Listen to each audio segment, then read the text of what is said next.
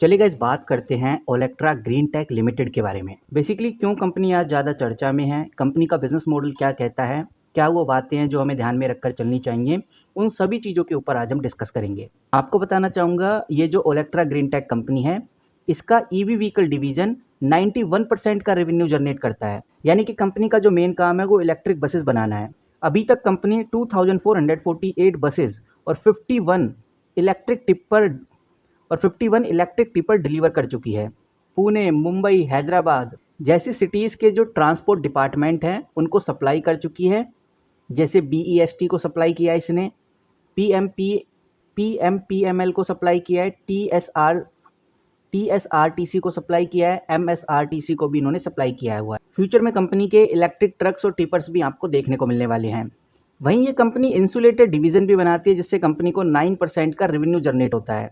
यानी कि power transmission के लिए ये कंपनी पॉलीमर इंसुलेटर भी बनाती है।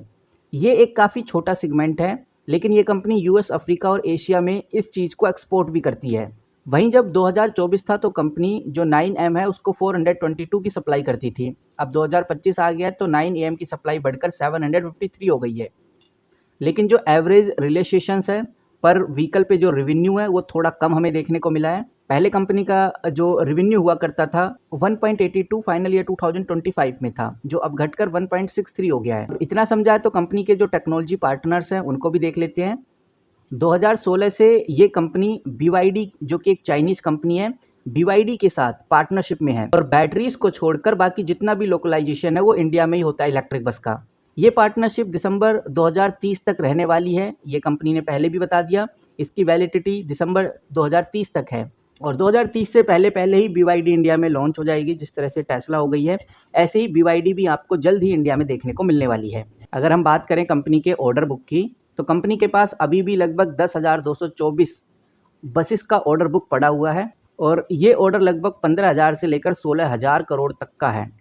तो एक बहुत बड़ा ऑर्डर कंपनी के हाथ में पड़ा हुआ है। इतना ही नहीं, अप्रैल 2025 जब चल रहा था उस टाइम भी कंपनी को 424 करोड़ का ऑर्डर मिला था, जो कि एक डोमेस्टिक ऑर्डर था और ये ऑर्डर मिला था HRTC से, जहाँ पर कंपनी को लगभग 297 इलेक्ट्रिक बसेस सप्लाई करनी है। अगर हम कंपनी की मैन्युफैक्चरिंग की बात करें, मैन्युफैक्चरिंग फैसिलिटी की बात करें, तो इंडिया यानी कि हैदराबाद के अंदर आपको कंपनी की एक बड़ी मैन्युफैक्चरिंग फैसिलिटी देखने को मिल जाएगी। और कंपनी ने ये बताया कि जो हमारा नया ग्रीनफील्ड EV प्लांट वो जल्द ही बन रहा है। ये लगभग 150 एकड़ के अंदर रहने वाला है, जो कि सीतारामपुरम के अंदर आपको देखने को मिलेगा। इसकी इनिशियल कैपेसिटी 5,000 यूनिट्स रहेंगी, यानी एक साल में 5,000 इलेक्ट्रिक बसेस को ये मैन्युफैक्चर कर पाएगा, लेकिन इसको एक्सपेंड करके 10,000 कर दिया जाएगा। स्टार्टिंग फेज में 5,000 रहने वाली हैं, बट धीरे धीरे अगले ही क्वार्टर में इसको 10,000 कर दिया जाएगा। तो ये एक काफ़ी इंपॉर्टेंट न्यूज़ है। तो पर मंथ के हिसाब से ये जो कंपनी है 200 बसेस के आसपास निकाल देती है और जल्द ही कंपनी ने बोला है कि हम 400 बसेस तक निकाल देंगे एक महीने के अंदर अंदर। तो कंपनी डिलीवरी तो फास्ट करने की कोशिश कर रही है, लेकिन ऑर्डर्स ज़्यादा होने की वजह से चीज़ें डिले भी हो रही हैं। यहाँ पर आप देख सकते हैं कंपनी ने अपना विज़न यानी कि फोकस बता दिया है।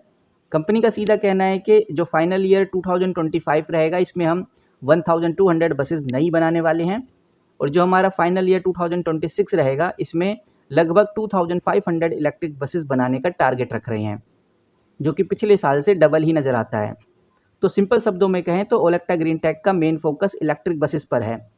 ओलेक्ट्रा बहुत ही स्ट्रॉन्ग कंपनी है, लगभग 15,000 करोड़ से भी ज़्यादा का ऑर्डर कंपनी के पास है। कंपनी नई फैक्ट्री से अपने प्रोडक्शन को डबल कर सकती है और कंपनी भी फाइनल ईयर 2026 में बसेस डिलीवरी को डबल करना चाहती है।